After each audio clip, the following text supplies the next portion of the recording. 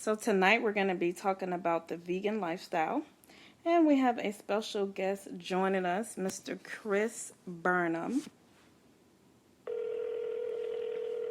who's on IG. Hello. Hi, how are you? Good, how are you? Good. I don't know what was going on earlier. I apologize about that. No worries. Technology, Right. So the podcast is already live. I was talking a little bit before you got on the phone about tonight's episode, which we're talking about Chronicles of the Vegan Lifestyle.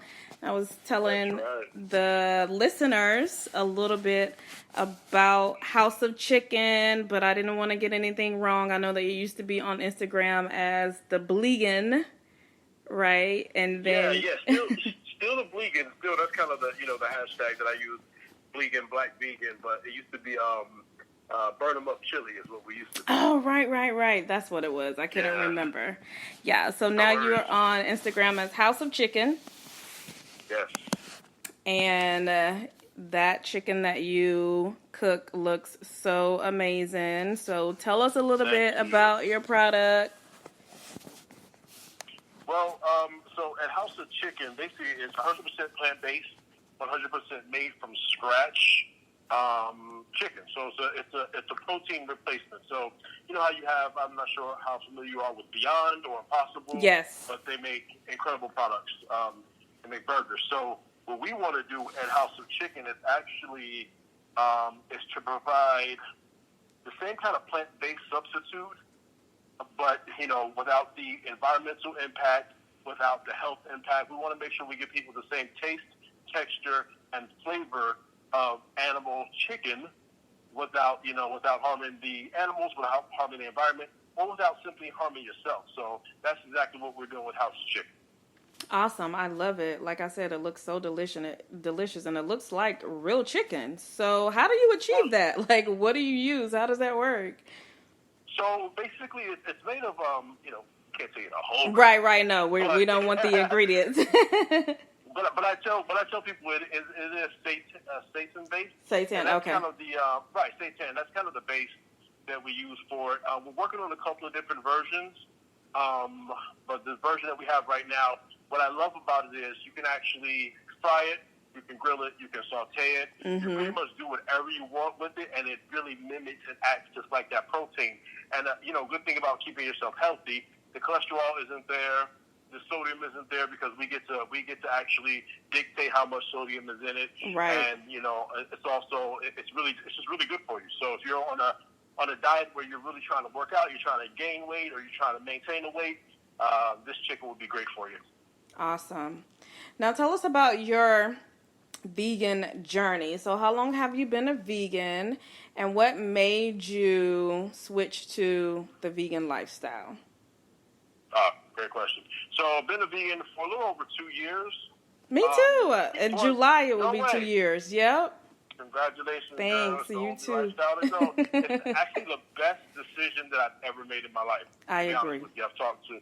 It's really changed my whole mindset about how I deal with the environment, with my body. Right. Me being 45 and having 3 daughters, I want to make sure that I'm around for them, and I want to make sure that I can do the things that I need to do with them.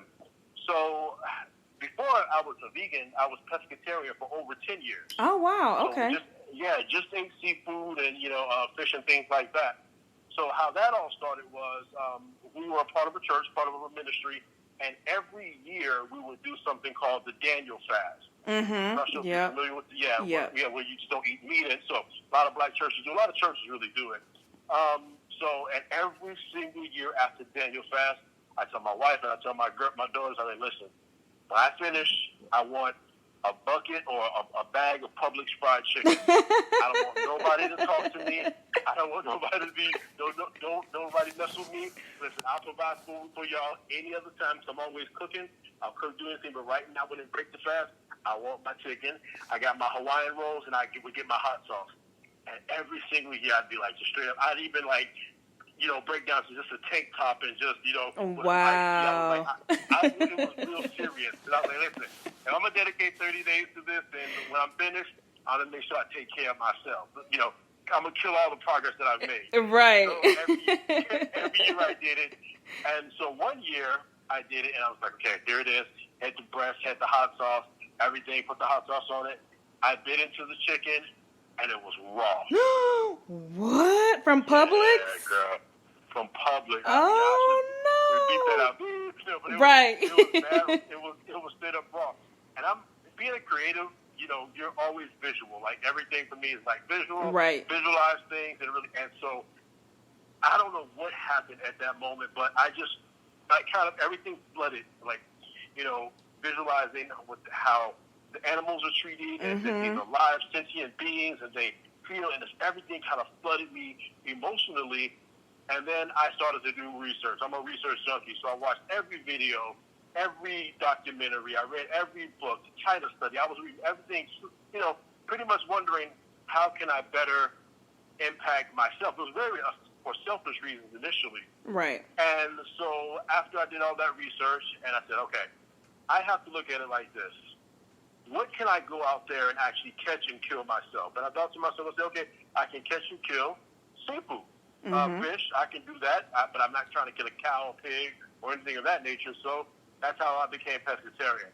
And then as I started to do more research and started to understand that, you know, fish have feelings and the farming of fishing and how it impacts our ocean and just everything else kind of snowballing, you know, 2 years ago I was like, you know what, this is just not for me to eat any meat. I don't need to do it. So I stopped doing it, and like I said, it's the best decision I've ever made. Awesome. So when you decided that you were not going to eat meat anymore and become a full-time vegan, was it easy for you to like transition into like fruits and vegetables? Did you start eating like a lot of processed foods? Like, how was your diet? Because for me, initially, for about like the first year of being a vegan, I didn't want to eat processed meats, foods, like any of that. I didn't want to eat like the fake meat, the fake cheese, like all of that stuff, because I just felt like, okay, if I'm going to be a vegan, like what's the point of eating the processed stuff? Like, it's still not healthy. So let me stick with the basics, the fruit and vegetables. And then towards, like after I was into the vegan lifestyle for like a year and a half or so, then I started eating like the Beyond Meat, the field roast, mixing things up. The Daya, and those products. But when I first started, I was like, foot down, I'm living this lifestyle, fruits and vegetables. So how about you? Like, were you like fruits and vegetables only, or were you more into like the processed side of it? Because going from like not eating meat, well, for you was pescatarian, but like completely cutting it out, and then just like fruits and vegetables, for me, I was hungry all the time in the beginning, like starving. So I used to eat like a lot of potatoes, starch, rice to stay full, and I actually gained about 30 pounds in the beginning. Yeah, I gained so much weight. Yeah, I'm like, wait, how am I a vegan and I'm gaining weight? Like, this isn't adding up. But I didn't know how to eat. I didn't know what to eat. I didn't know how to stay full. And I didn't prep, like, when I would leave my house and go certain places. So it was very difficult for me, in the beginning. So how did you fully grasp the concept of the vegan lifestyle and the foods to eat so that you stay full and that you stay focused being a vegan? A couple of things. First, I always tell people, because I talk to people all the time, I go to schools and I talk to kids, especially minorities that want to really change the way we eat. So I go to schools all the time, and I tell people it's a beautiful and imperfect journey. Right. So there's going to be times where we're going to fall. You started your way, and then I started actually the opposite. So I've always been, very fit, athletic, working out. So I'm, of course, always hungry because I'm expelling so many calories. Right. So for me, what I did, I've always eaten fruits and vegetables and different things, but I've never had a problem with that. So with me, it was like this. I said, okay, if I'm going to do this, I need to make sure that I have no way to fall back. I don't want to miss anything. I told myself that, like, very cognitively. Like, I don't want to miss anything. I don't want to miss chicken, beef, steak. I don't want to miss nothing. So what I did was I jumped and tried every single brand possible. I tried every single brand you can.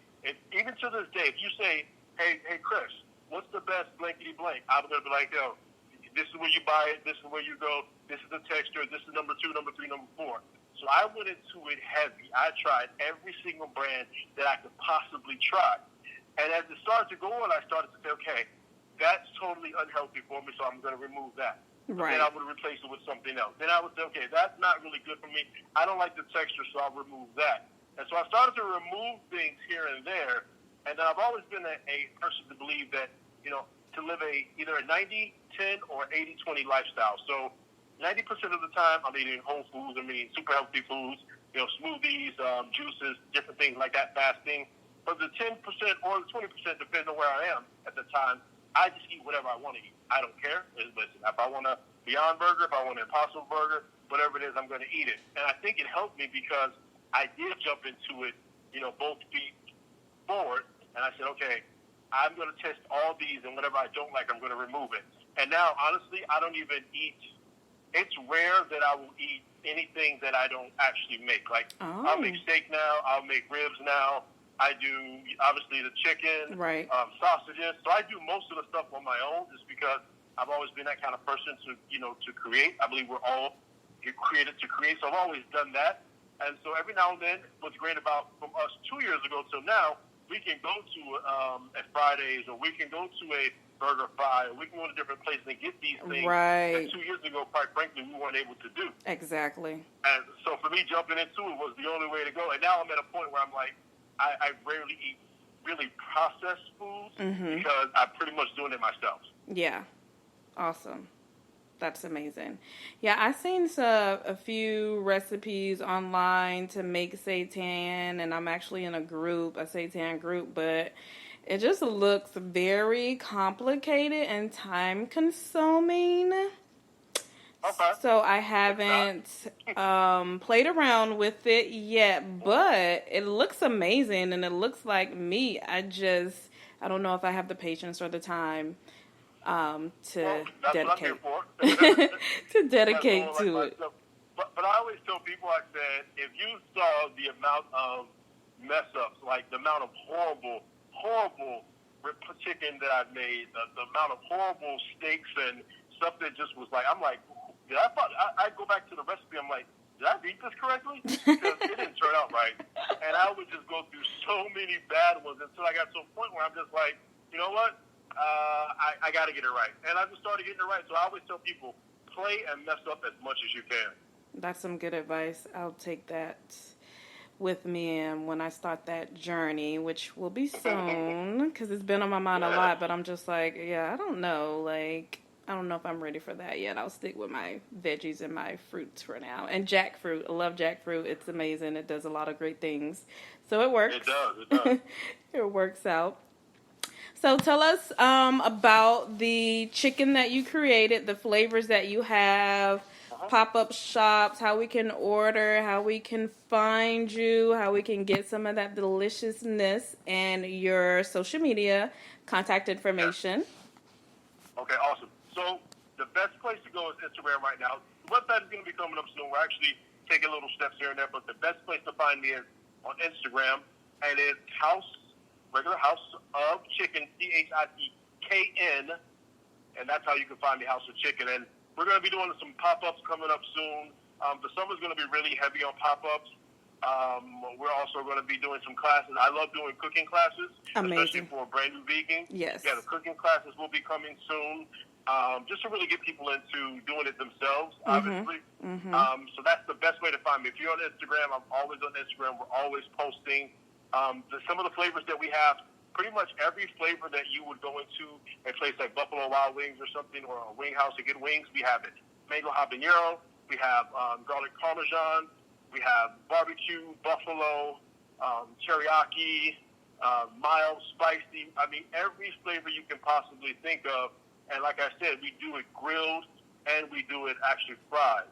There's also going to be points where we're going to be offering people jerk chicken, curry chicken, and different things like that. So a lot is going to be coming up very soon. If you check out my Instagram, you'll see where we had John Sally actually take some of our food, Tyson Gay. So our name is kind of getting out there, and I'm really excited to get into our community and change the way we actually think and eat. Me too. I'm definitely excited too. And how can we order the different flavors of chicken that you have. And is it just the chicken that you're focused on? What about the ribs and the steak? Is that an option, or is it just the chicken that you're pushing right now? Yeah, we're just doing house of chicken. It's all about the chicken. All about the chicken. But also, one of our other signature sides is our mac and cheese, which is banging.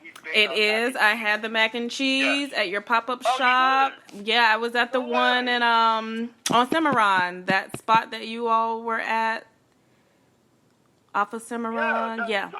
Yep, I was there. Okay. And it was delicious. Well, we actually bake it now too. So we go to like straight soul food. We're baking it. Our greens are amazing. So yeah, the greens are good. On the chicken, but thank you, girl. I did. We're gonna be doing the sides too, and so you can just check me out on Instagram. I post menus every week, and we do pickup orders right now. But then there'll be pickup, pop up, and also for your catering needs. We've done stuff for EA Sports. We've done a couple of different places, Booking.com, Travel Clip. We've done a lot of corporate events. So if you have corporate events, we've done weddings, baby showers, everything. Whatever you need for your catering needs, we can actually do for you also.